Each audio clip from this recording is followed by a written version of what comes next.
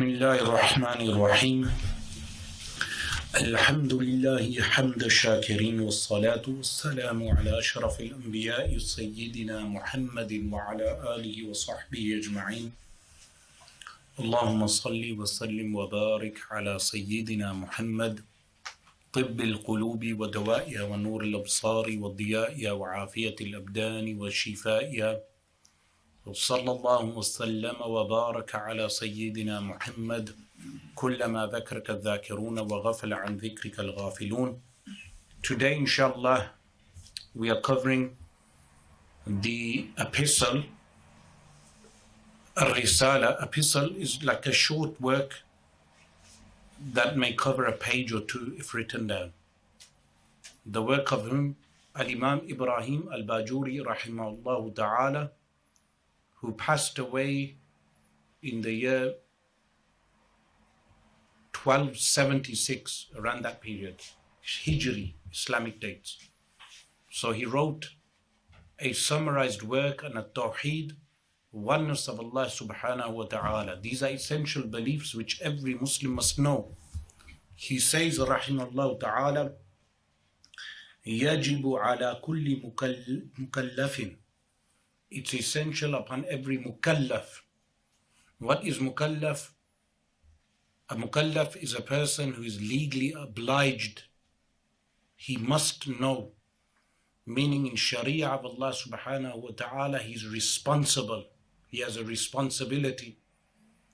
What is that responsibility? One of them is to know Tawhid. How does a person become a mukallaf?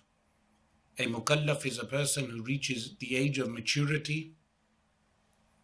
Once he reaches the age of maturity, he has aql, his intellect and sanity.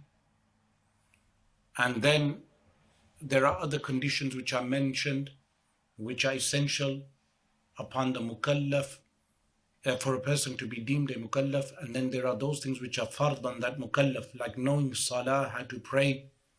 But the first thing is knowing Tawheed, knowing Allah subhanahu wa ta'ala. So he states, ala kulli mukallafin, every mukallaf, a person who is obliged by Sharia, an ya'rifa, that he must know. What must he know? Ma yajibu fi haqqihi ta'ala. What is essential in the right of Allah subhanahu wa ta'ala? What is wajib for Allah subhanahu wa ta'ala? What is wajib? Wajib is that which never changes. Wajib is that which never changes. Wajib is that which is essential. It does not undergo any change. ما يجب في حقه تعالى وما يستحيل, and what is impossible. What is impossible to be ascribed to Allah subhanahu wa ta'ala, وما يجوز, and what is possible. So in total, three things every Muslim must know. What is essential for Allah subhanahu wa ta'ala, what is mustahil, impossible, and what is permissible.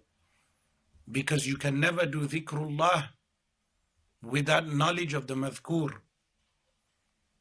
You can never remember Allah without knowledge of the one you are remembering. He states, فَيَجِبُ فِي حَقِّهِ تَعَالَى. The first thing which is essential for every Muslim to know, what is necessary for the right of Allah subhanahu wa ta'ala, al-wujud, existence. So whenever you asked what is the first attribute we ascribe to Allah subhanahu wa ta'ala, you must say al-wujud, existence. وَضِدُّهُ al-adamu, its opposite is non-existence. So al-wujud is necessary for Allah, wajib for Allah. Its opposite, which is al-adam, non-existence, is mustahil, impossible for Allah. So Then he says, وَالدَّلِيلُ عَلَى ذَلِكَ. So if a believer is asked with regard to the basic proof of his iman, how do you know Allah exists?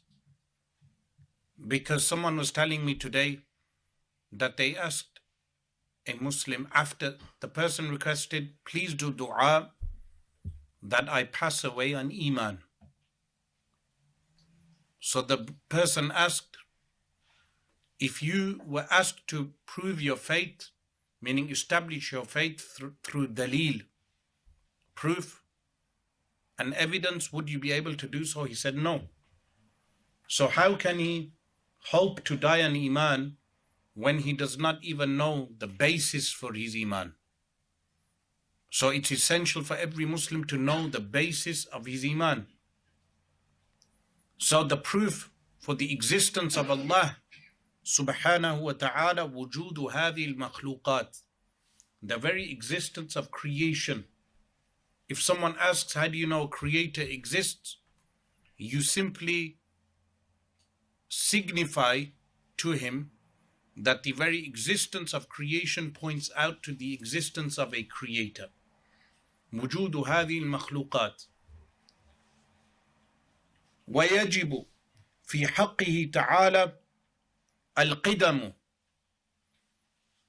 It is essential for us to acknowledge that it is wajib, essential in the right of Allah subhanahu wa ta'ala, to have the divine attribute of al-qidam. What is al-qidam?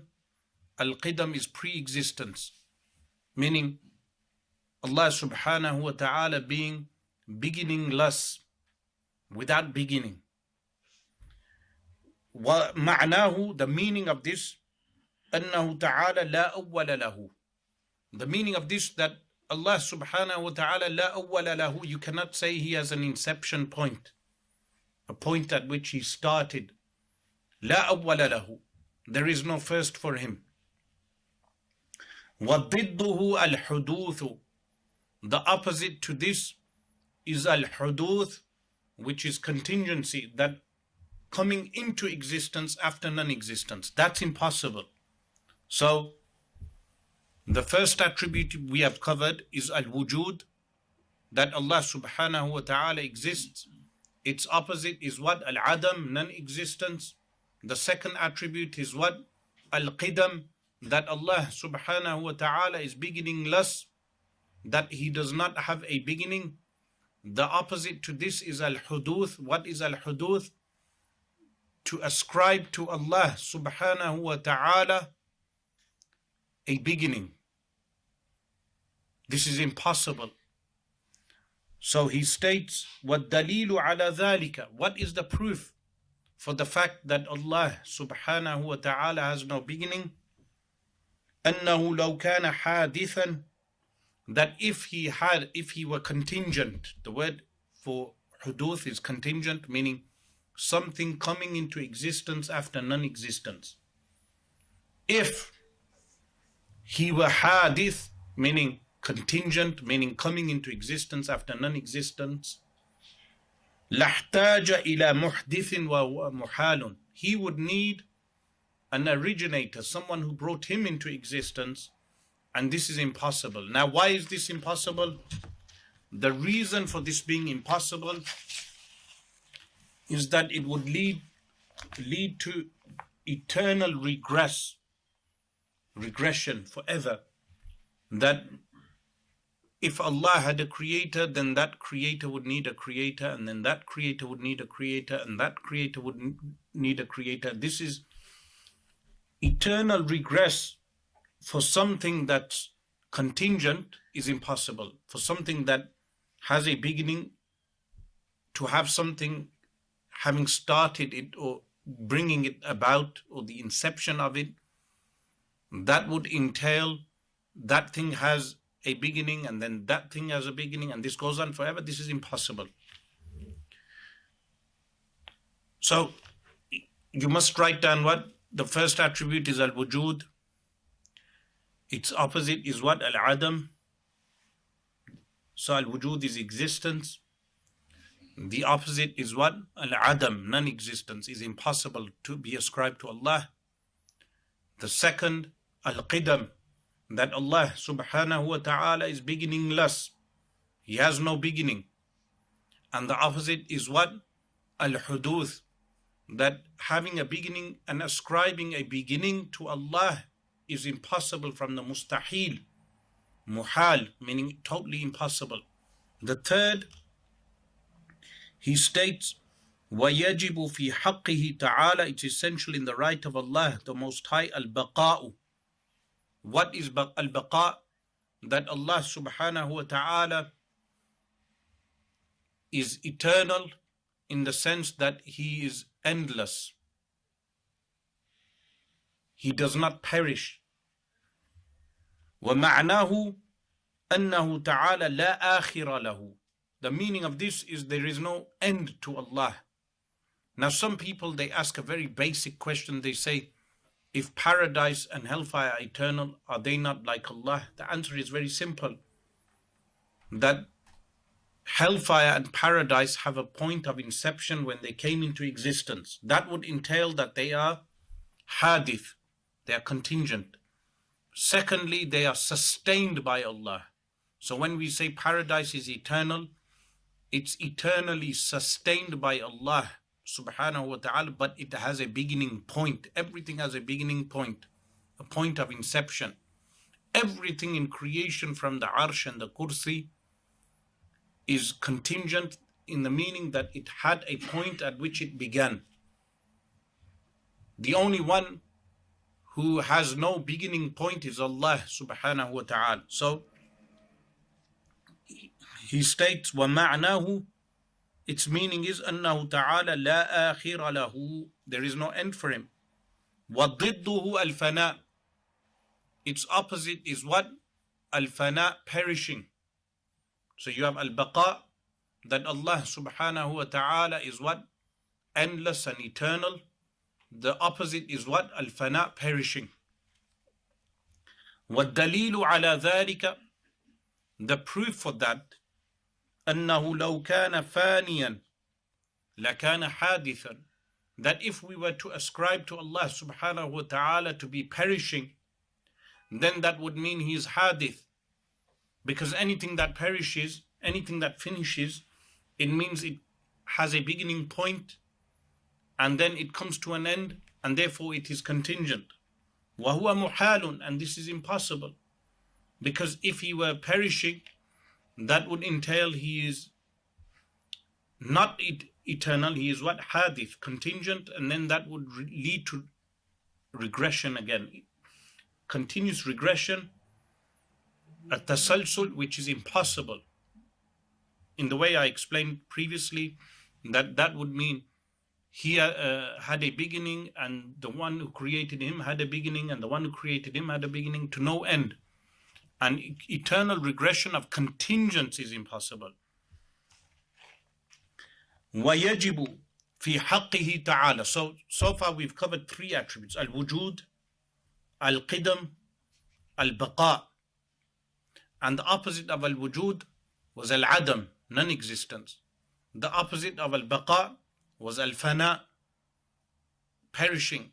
Al-qidam, the opposite of al-qidam was what? Al-hadith, that He is contingent.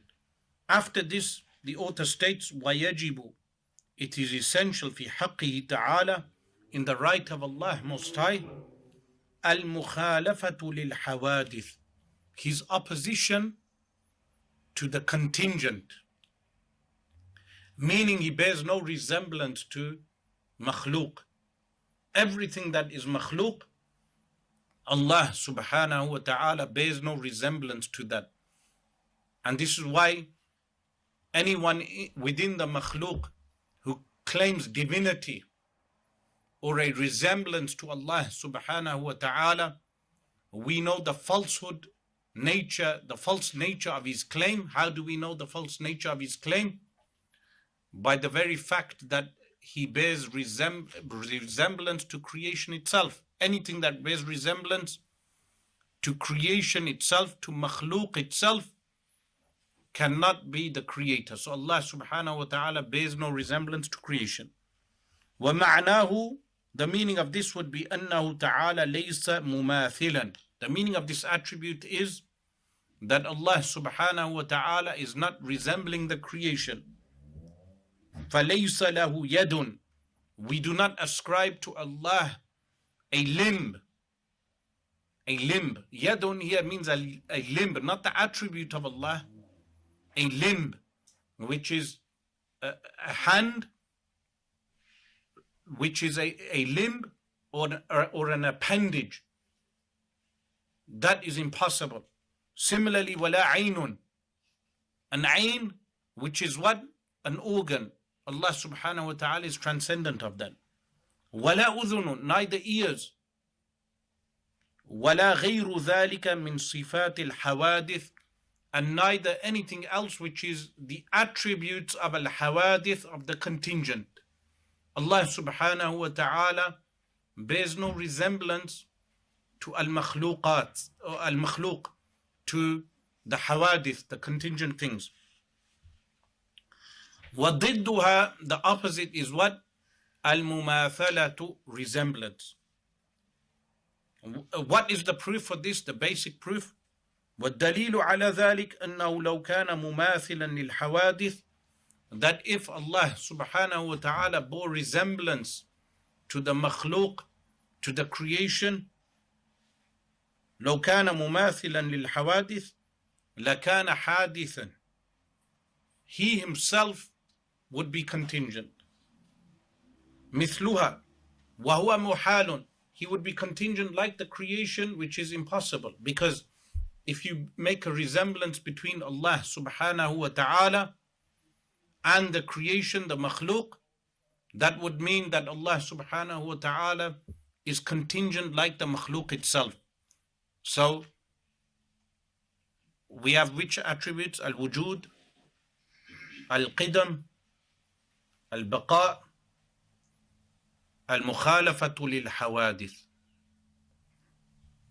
Then he states, وَيَجِبُ فِي حَقِّهِ تَعَالَى, it is essential in the right of Allah subhanahu wa ta'ala, al-qiyamu bin-nafs, being self-established, meaning Allah subhanahu wa ta'ala is not in need of anyone else.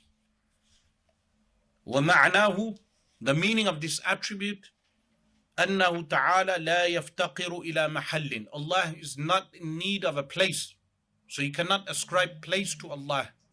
Mahal, we do not say Allah subhanahu wa ta'ala is contained within time and place. We do not say Allah subhanahu wa ta'ala is contained within a location. So the correct creed is what?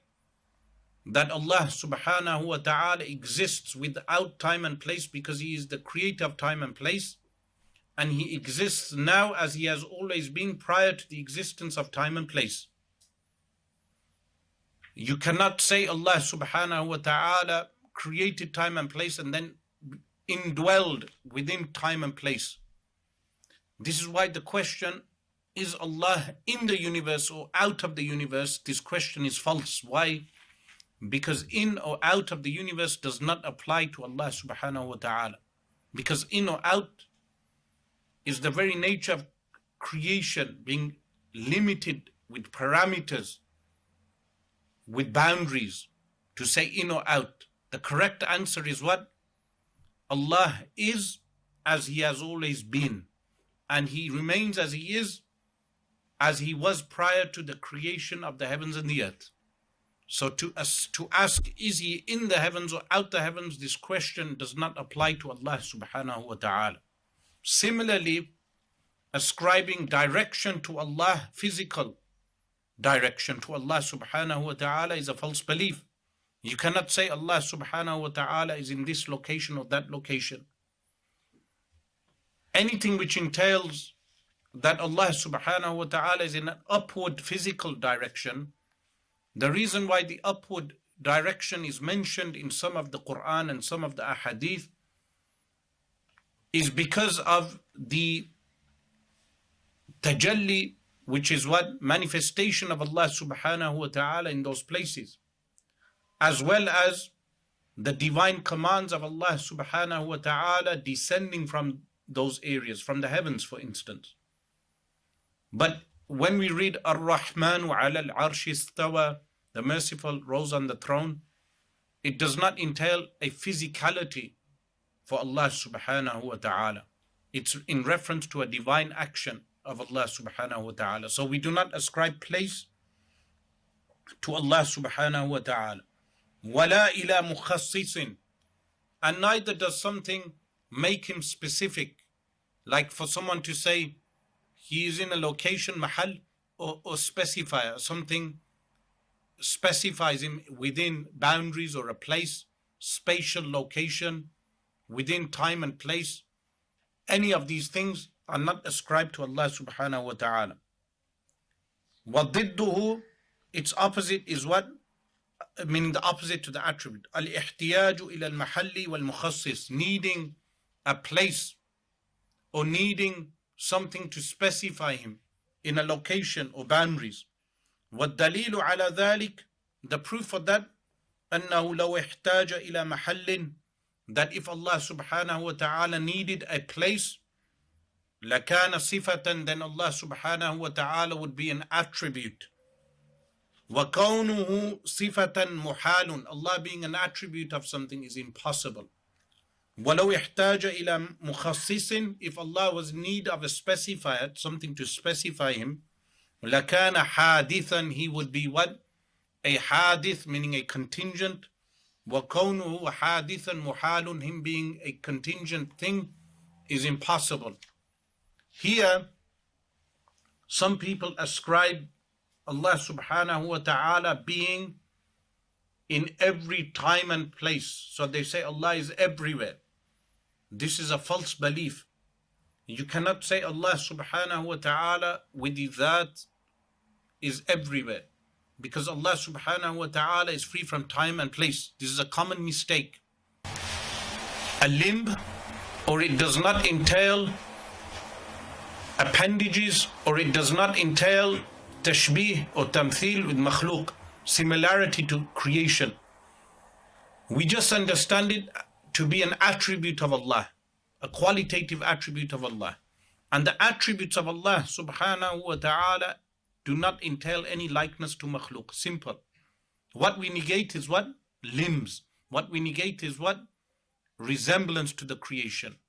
The second thing is, how do we understand certain verses or hadith, like the hadith of the slave girl, when she was asked, Ain Allah, she pointed up to the heavens, and they mentioned that she was a mute, she could not speak, this is why she pointed out to the heavens. And this is to point out with regard to the loftiness of Allah. So we say, we ascribe al-fawqiyah to Allah. What is al-fawqiyah? Loftiness. If someone says Allahu fawqa al-arsh, Allah is above the arsh, we affirm this. With what meaning? Fawqiyah mutlaqa. That the fawqiyah does not entail physical location. Like, huwa al-qahiru fawqa ibadihi. He is the one who is what? Al-qahir, the one who overwhelms. Fawqa ibadihi, above his servants. Meaning fawqiyah mutlaqa. So we understand fawqiyah as being what? Fawqiyah mutlaqa, meaning not within spatial location or within time and place. These are two things to clarify, otherwise people become confused with Wahhabi ideology, or Najdiyah is a better word, what is known today as pseudo-Salafiyah, where they understand these things to be what? Literal. They understand the appendages or the limbs to be actual literal, and they believe Allah subhanahu wa ta'ala is in actual direction.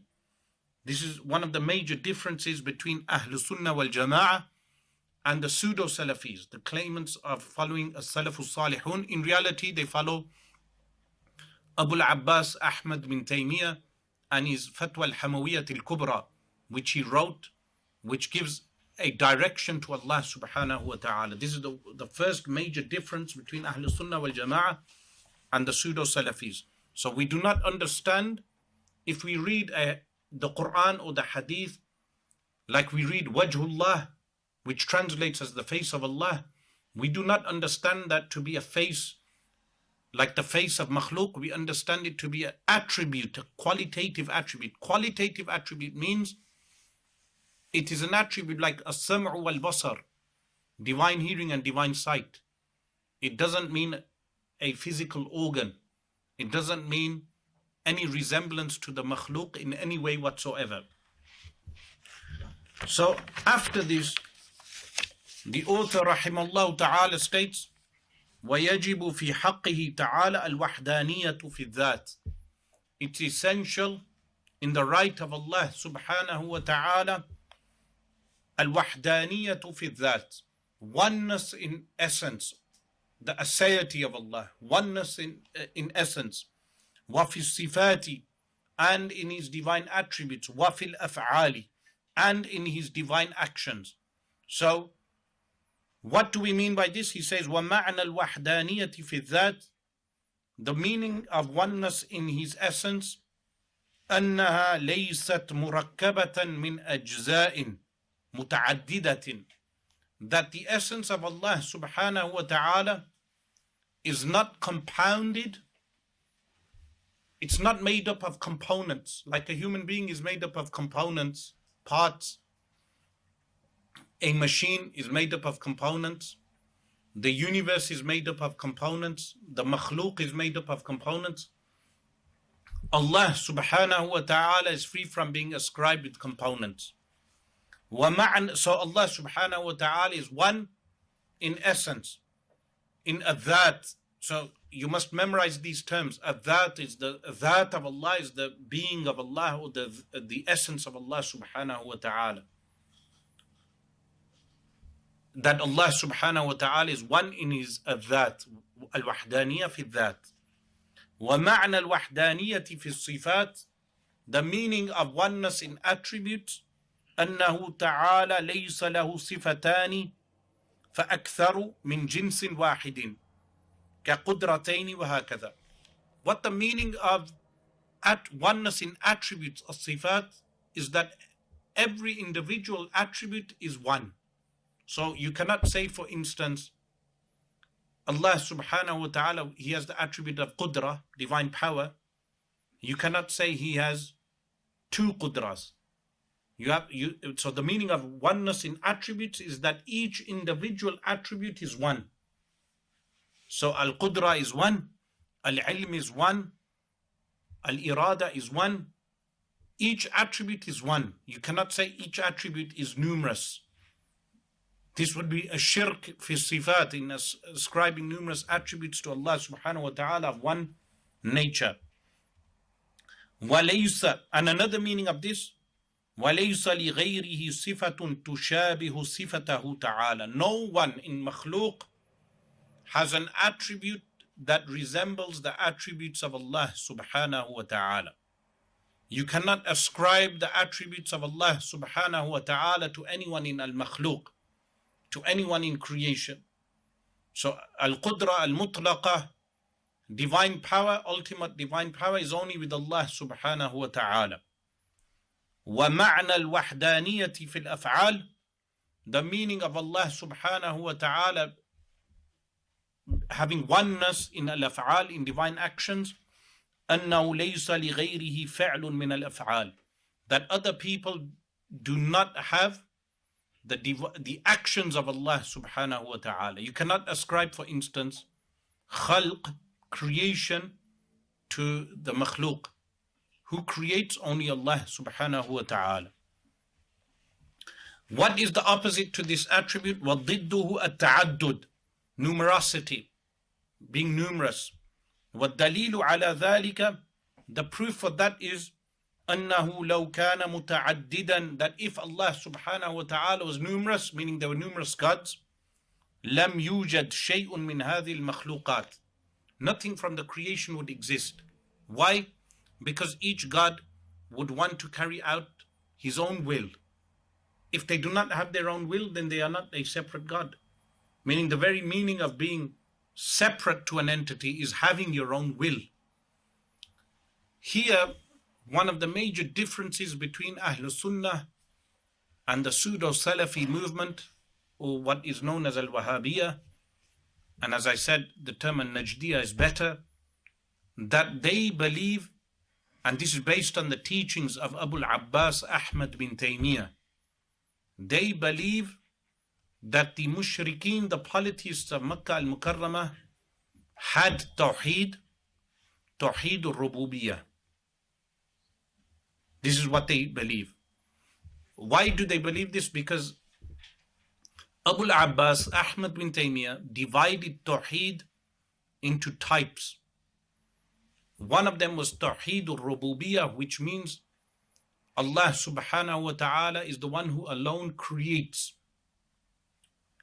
The second Tawhid type he made up was Tawhid Uluhiyyah, ascribing worship. So we only worship Allah alone. But he said the mushrikeen in Makkah al-Mukarramah, they knew Allah created everything alone, but they worshipped numerous gods. This was what he claimed. But this contradicts Al-Quran al-Kareem.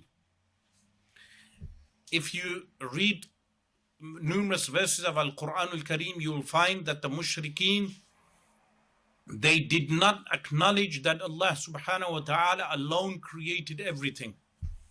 There are numerous verses that demonstrate that they ascribed creation to the idols. They ascribed creation to Jesus, meaning the various faiths and false beliefs that were prevalent at the time. But what Abu al-Abbas Ahmad bin Taymiyyah claimed, that Rasulullah sallallahu alayhi wa alihi wasallam only came to preach Tawheed Uluhiyyah. He only came to inform the people, worship Allah alone. You believe Allah alone created everything, worship Allah alone. This contradicts the belief of Ahl Sunnah wal Jama'ah. Ahl Sunnah wal Jama'ah, in accordance with the Quran, we say that the polytheists did not know Tawheed Rububiyyah, and they did not know Tawheed Uluhiyyah. If we accept this distinction, they did not know Tawheed at all.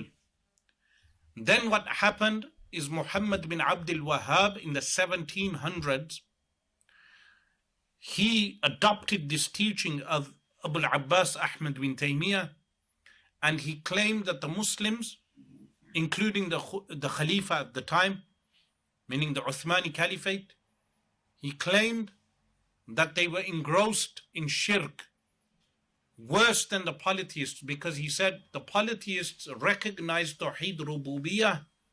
These people, meaning the Sunnis, they do not recognize even Tawheed Rububiyyah. They are worse, because they ascribe creation, cause and effect to Al-Anbiya alayhimus salatu wasalam, prophets. They ascribe cause and effect and creation to Awliya'ullah Salihin, the pious people. So he raised the sword and waged war against the Muslims. And this is the foundation for that. But this is false teachings. Tawheed is one Tawheed. If you nullify one type of Tawheed of whatever types he made, you nullify the other. And this teaching is actually contradicted by the teaching of Muhammad bin Abdul Wahhab is actually contradicted by Al-Quran al-Kareem itself.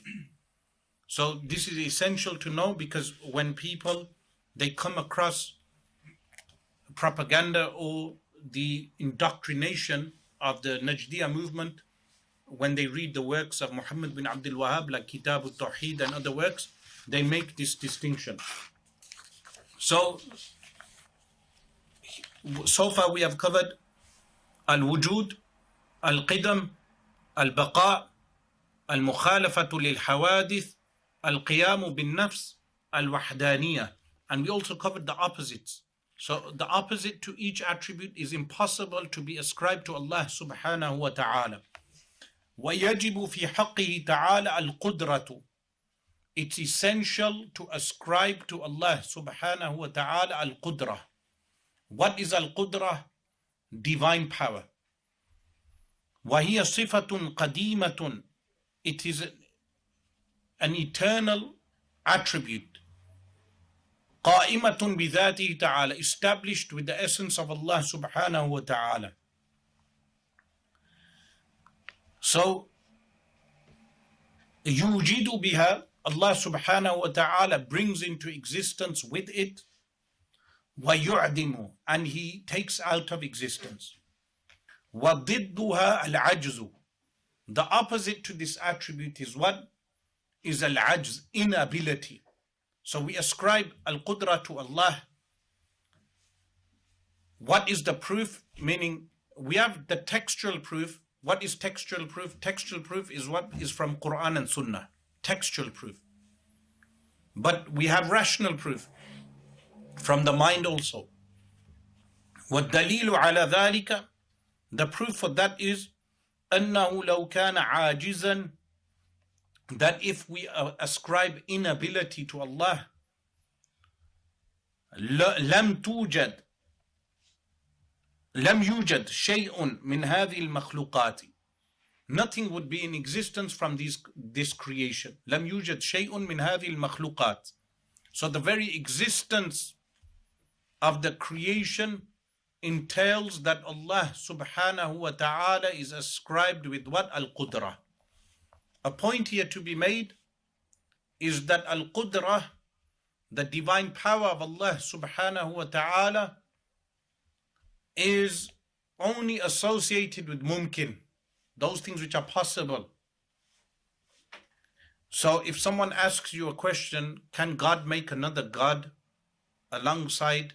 The answer is this relates to impossibilities. Why? Because the very meaning of another God is someone who is pre-eternally existing. You cannot bring into existence someone who is pre-eternally existing. This is a contradiction. Similarly, a false question some atheists ask, can God create a boulder so heavy that He Himself cannot raise the boulder? The answer is, this question is faulty. Why is the question faulty?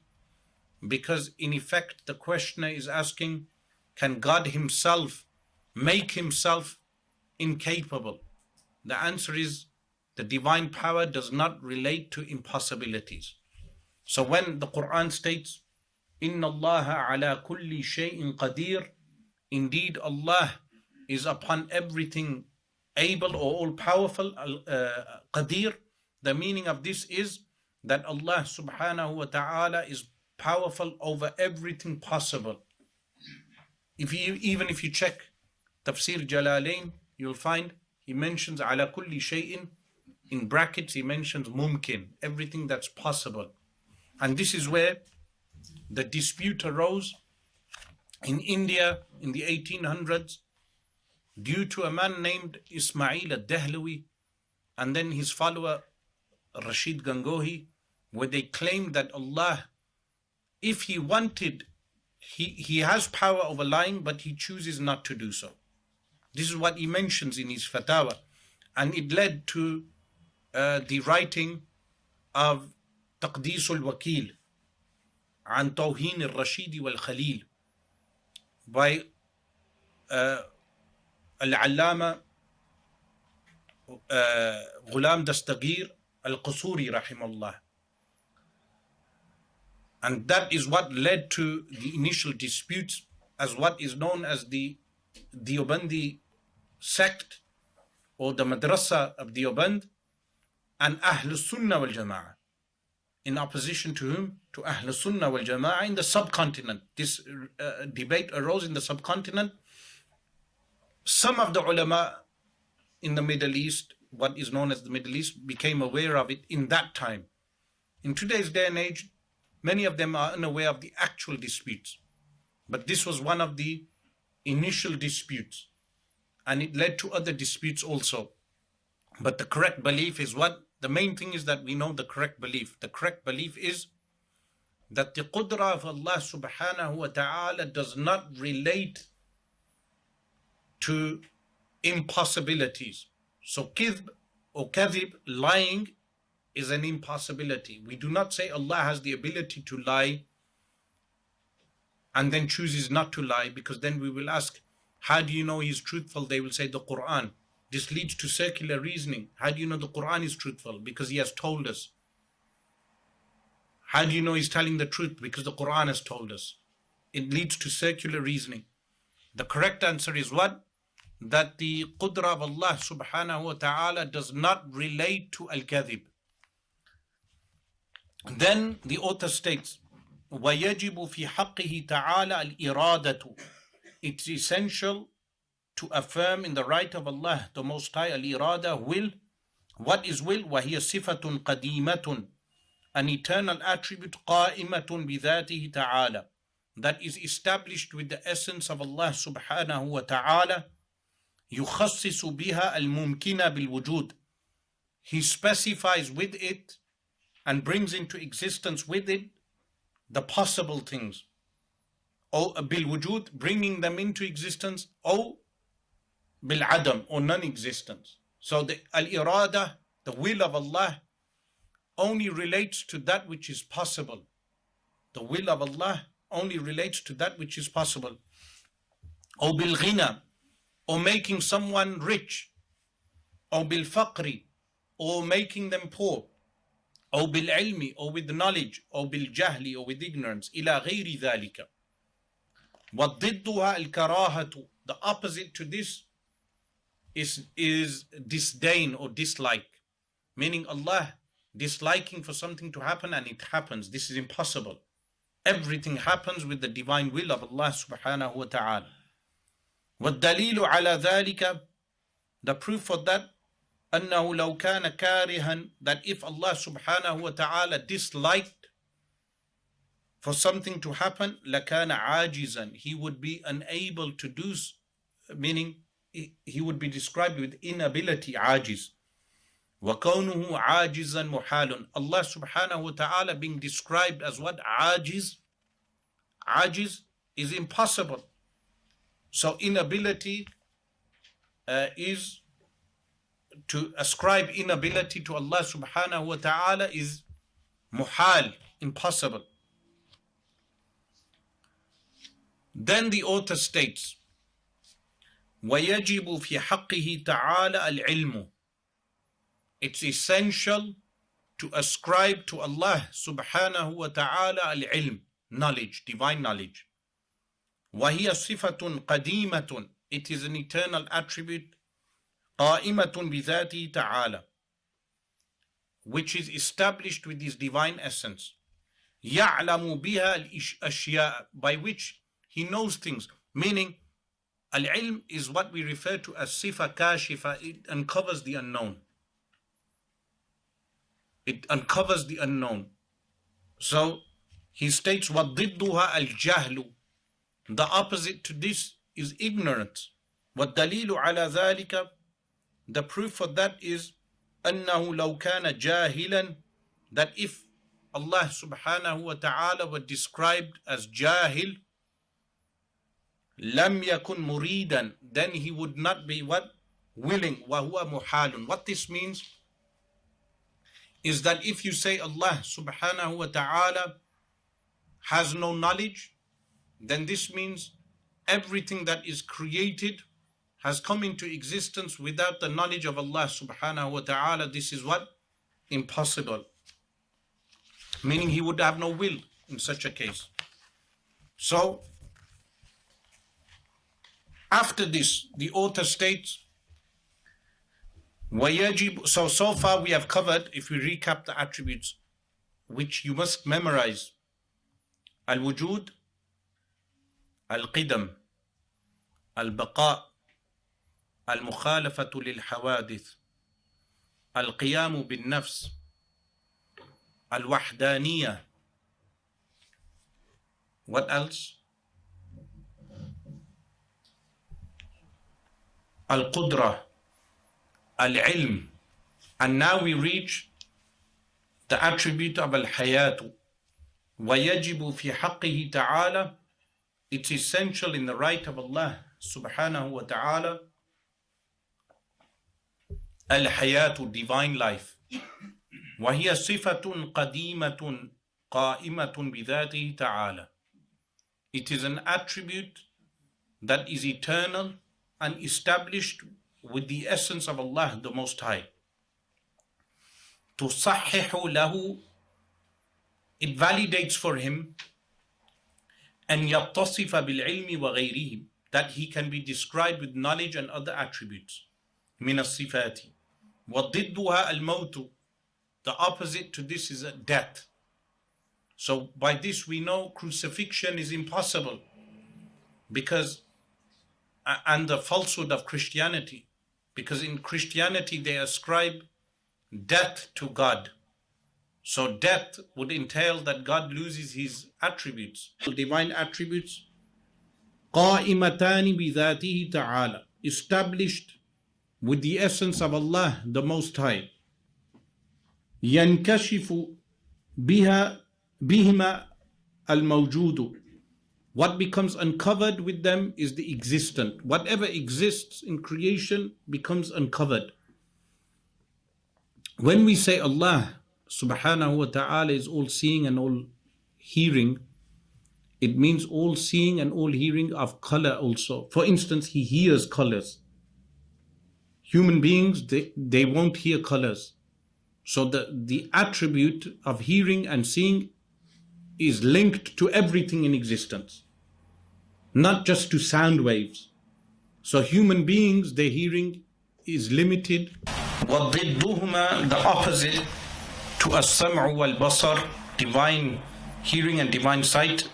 الصَّمَمُ وَالْعَمَى is muteness or deafness, samam, وَالْعَمَى, blindness, meaning this is impossible to be ascribed to Allah subhanahu wa ta'ala.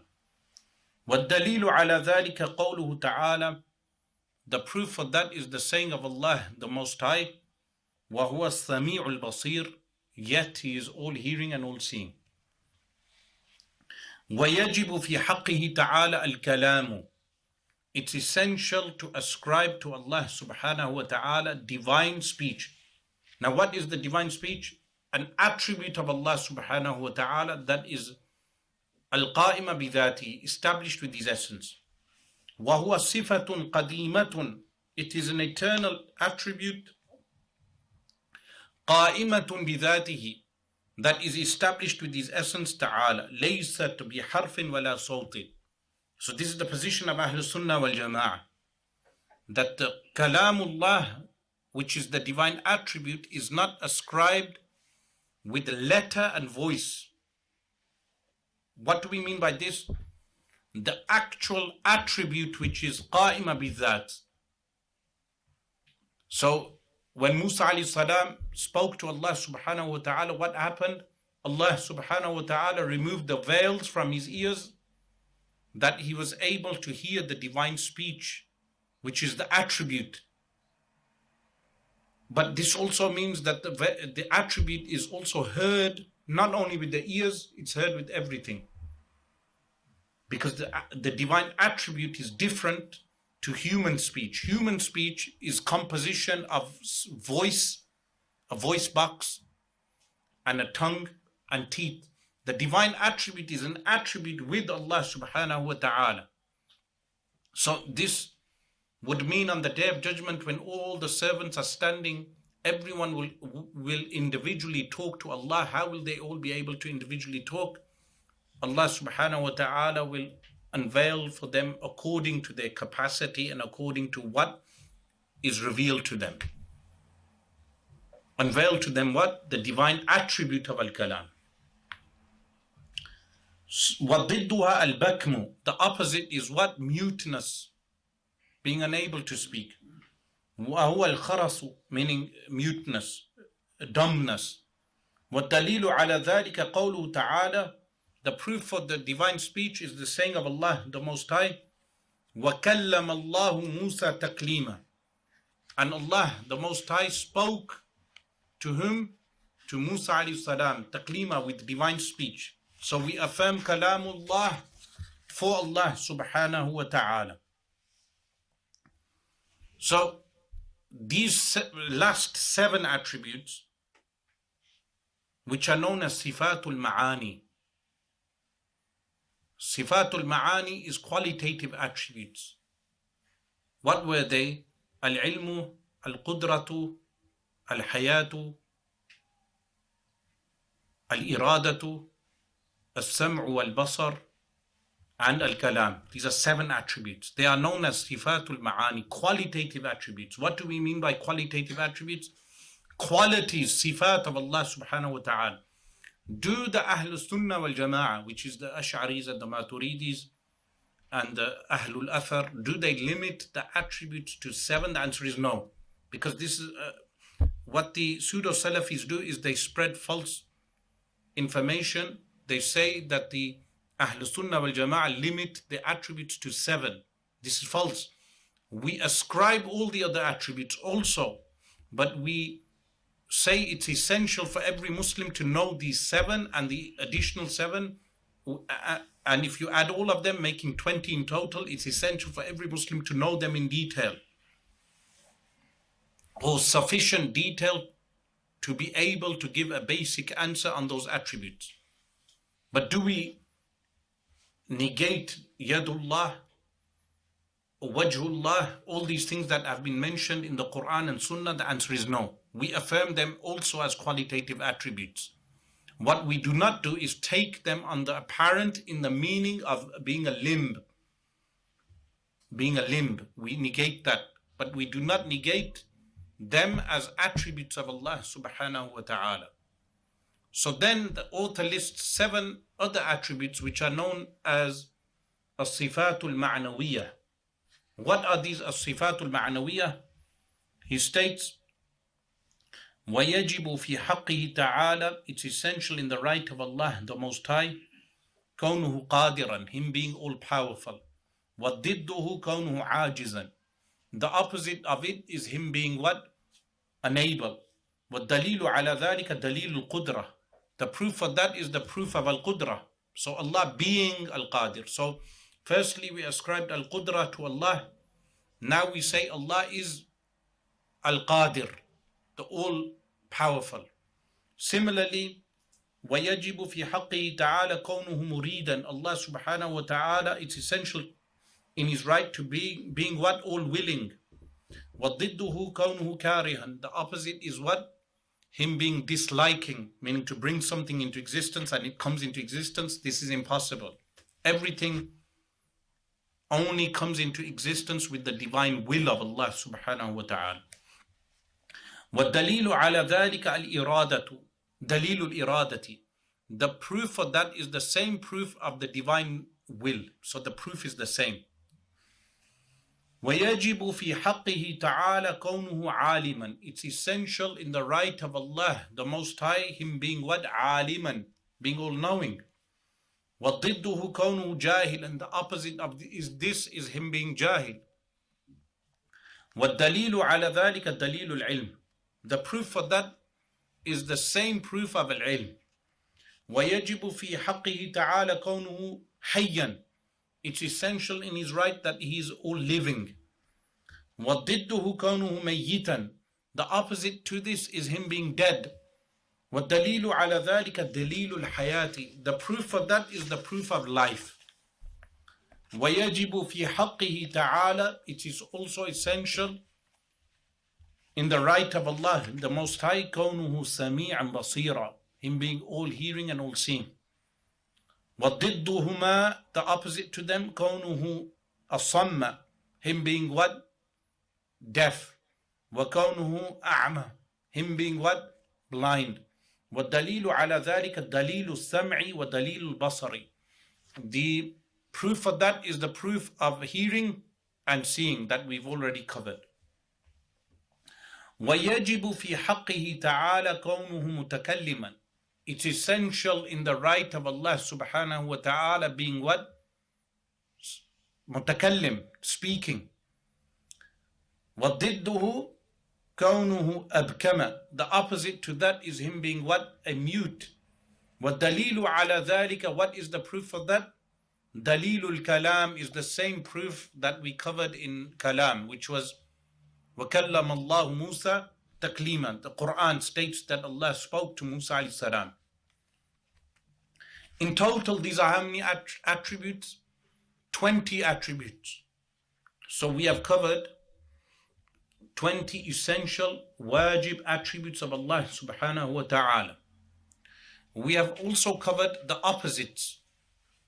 So those opposites are impossible to be ascribed to Allah subhanahu wa ta'ala. In total, we have covered 20 attributes which are necessary for Allah subhanahu wa ta'ala. Are the attributes of Allah limited to these 20? The answer is no. The attributes of Allah are not limited. But what we say, these 20 are essential for every Muslim to know, in order that he knows Allah subhanahu wa ta'ala. Similarly, the opposites are impossible to be ascribed to Allah subhanahu wa ta'ala. Then the author states, وَالْجَائِزُ فِي حَقِّهِ تَعَالَى. What is possible for Allah? He mentions one thing. فَعْلُ كُلِّ مُمْكِنٍ. Carrying out every possible thing, أو تركه, or abandoning it. So doing everything which is possible or leaving it. This is possible. وَالدَّلِيلُ عَلَى ذَلِكَ. The proof for that is what? أنه لو وجب عليه سبحانه وتعالى فعل شيء أو تركه. That if it were essential upon Allah, glorified and high is He, فعل شيء أو تركه, doing something or abandoning it, لصار الجائز واجبا أو مستحيلا. The possible would become necessary or impossible, وهو محال. And this is impossible in itself. What that means, Allah subhanahu wa ta'ala is not forced or compelled to do anything.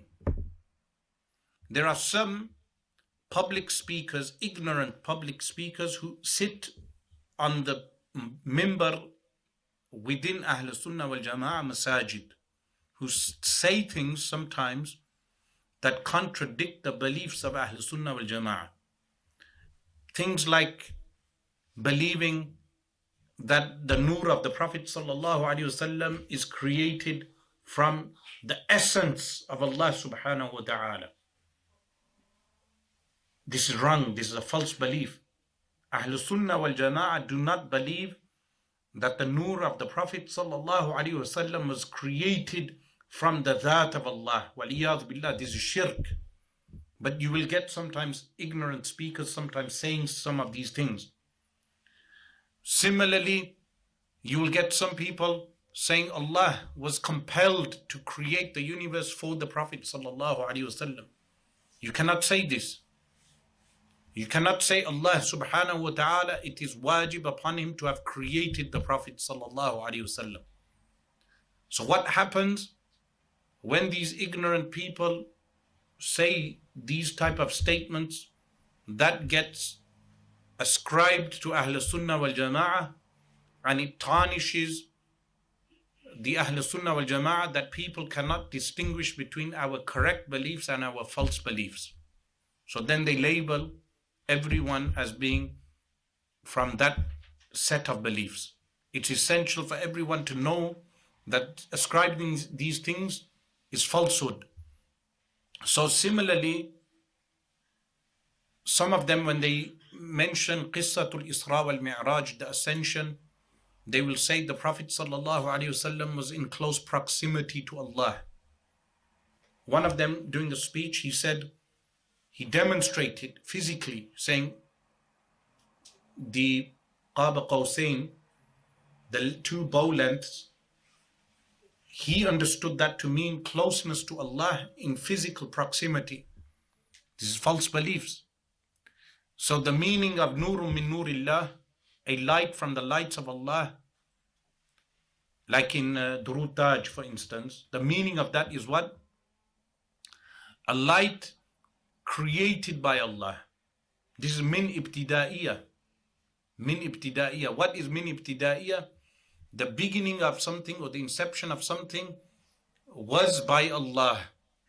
So the meaning is that Allah created the light, not from His essence, meaning Allah subhanahu wa ta'ala. We didn't cover an attribute known as a nur in that sense, because Allahu nuru samawati wal ard.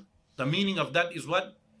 Allah is munawwiru samawati wal ard. He is the one who creates the light of the heavens and the earth. Allah is the one who creates the light of the heavens and the earth. Nuru samawati wal ard means munawwiru samawati wal ard. You check the commentaries of the Quran, you will find this. So to believe Allah took a part of himself, and some of them, they give other examples, these type of analogies must be avoided. Then people, they tarnish the entire Ahl Sunnah wal Jama'ah. Also with practices of bid'ah that we have around the graves, the exaggeration, ghulub around the graves, like circumambulation, sajda at the graves, kissing the graves, exaggerating around the graves, all of these actions, people then ascribe it to Sunni Muslims or make that something to be essential of Sunni Islam, when in reality it's practices, ritual practices of certain areas and people, but they have no basis in the Quran and Sunnah. They have no basis in fiqh. So it's essential for us Sunni Muslims to warn people with regard to bid'ah in action also. Bid'ah in belief, having false beliefs, but also bid'ah in action. Like some people, they ascribe isma. What is isma? Being unable to do sins to their sheikh, to their peer. This is false beliefs, because isma is only for Anbiya alayhimu salatu wassalam. And so we must warn people with regard to bid'ah in belief, but also bid'ah in practice, exaggeration, ghulub in practices also. Then the author, rahimahullah ta'ala, he goes on to the attributes in the messengers, alayhimu salatu wassalam, the prophets and messengers, alayhimu salatu wassalam. And inshallah, next month, we'll continue from these attributes of the messengers, alayhimu salatu wassalam. Inshallah, we will complete the book in the next session. Walhamdulillahi Rabbil Alameen.